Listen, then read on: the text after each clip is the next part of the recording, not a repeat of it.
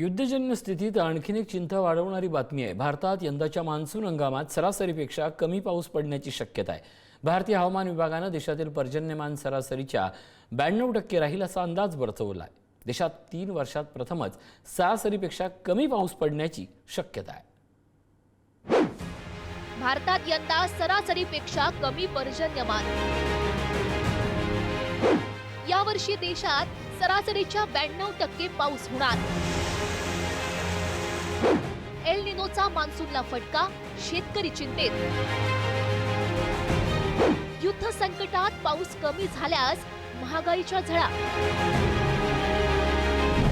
पश्चिम आशियामध्ये सुरू असलेल्या अमेरिका-इराण युद्धानं जगाची चिंता वाढवली आहे। इंधन तुटवडा, महागाईचं संकट समोर असताना काळजीत भर घालणारा अंदाज हवामान खात्यानं वर्तवलाय। यावर्षी भारतात सरासरीपेक्षा कमी म्हणजे 92% पाऊस पडण्याची शक्यता आहे।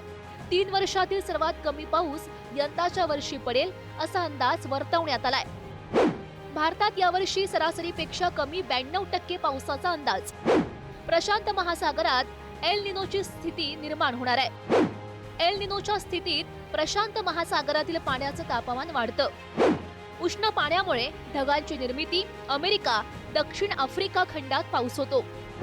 एल निनोच्या काळात भारतात पाऊस कमी, दुष्काळी स्थिती निर्माण होण्याची शक्यता आहे। 10 पैकी 6 वेळा एल निनो वर्षांमध्ये भारतात पावसाचं प्रमाण घटलंय। एल निनोमुळे मान्सून कमकुवत होण्याचे संकेत असले तरी हिंद महासागरातील तापमान बदल म्हणजेच इंडियन ओशन डायपोल आणि युरेशियन बर्फाचं आच्छादन हे 2 घटक एल निनोच्या प्रभावाला काही प्रमाणात रोखू शकतील असं मतही व्यक्त करण्यात आलंय। ईशान्य भारत, दक्षिण द्वीपकल्प आणि वायव्य भारताच्या काही भागात चांगला पाऊस होण्याची शक्यता आहे। In here, this monsoon forecast, basically first 2 months we don't expect much impact because as he told, ENSO will peak during July. Once El Nino start July, the response time will take about a month for Indian Ocean to respond. So we normally don't expect up to July there is no much change, June, July. But it will happen only second half is a problem.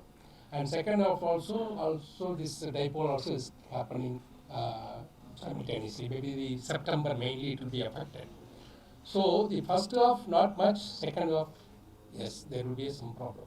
में होने वाले वर्षा सामान्य से नीचे दीर्घावधि औसत यानी long period average का 95 to 90% रहने की सबसे ज्यादा संभावना है। मात्रा के हिसाब से पूरे देश में ऋतुनिष्ठ वर्षा दीर्घावधि औसत यानी एलपीए का 92% रहने की संभावना है, जिसमें मॉडल की त्रुटि ±5% हो सकती है। भारतात साधारणपणे 1 जूनच्या सुमारास केरळमध्ये मान्सूनचं आगमन होतं आणि सप्टेंबरच्या मध्यापर्यंत मान्सूनचा परतीचा प्रवास सुरू होतो। हवामान विभाग एप्रिलच्या मध्यात पावसाचा पहिला अंदाज तर मेच्या अखेरच्या आठवड्यात सुधारित अंदाज जाहीर करतो। यावेळी पहिल्या अंदाजात कमी पावसाचे संकेत देण्यात आले आहेत। पर्जन्यमान कमी झाल्यामुळे नवी आव्हानं उभी राहतील। पावसाचं प्रमाण कमी राहिल्यास त्याचा थेट परिणाम खरीप पिकांवर होण्याची शक्यता आहे। विशेषतः महाराष्ट्रामध्ये अजूनही अनेक ठिकाणी थोडंसं त्यांनी संभावना दिली आहे की बा सरासरीच्या जवळपास सुद्धा येऊ शकतं। आणि समजा त्याच्यामध्ये पाऊस हा नेहमी आपण 3-4 पद्धतीने जरी उशिरा आला तरी त्याची पिकं पेरणी कशी करायची याचा सुद्धा अंदाज या कृषी विद्यापीठांनी व्यक्त केलेला आहे। आणि घाबरण्याचं कारण नाही। पावसाचा अंदाज हा वेगळ्या हवामानामध्ये वेगवेगळ्या पद्धतीने आणि 12 ते 15 मैलाच्या अंतराने सुद्धा हवामानाच्या पावसाचा अंदाज बदलत असतो। हे आता आमच्या जाणकार शेतकऱ्यांना सांगायची गरज नाही। भारताच्या एकूण लोकसंख्येच्या 45 ते 50% नागरिक हे आजही शेतीवर अवलंबून असल्यानं मान्सून महत्त्वाचा घटक आहे।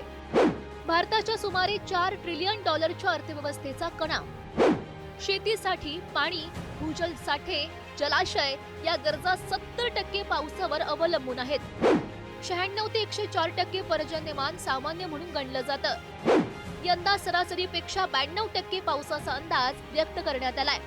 पश्चिम आशियात सुरू असलेल्या युद्धामुळे देशाच्या अर्थव्यवस्थेला फटका बसत असताना यंदा मान्सूनही कमी बरसल्यास त्याचा परिणाम सगळ्यांवर होईल. देशाचा आर्थिक विकास दर आणखी कमी होण्याची आणि महागाई वाढण्याची भीती आता वर्तवली जाते. शिवाजी काळे, पुढारी न्यूज, दिल्ली.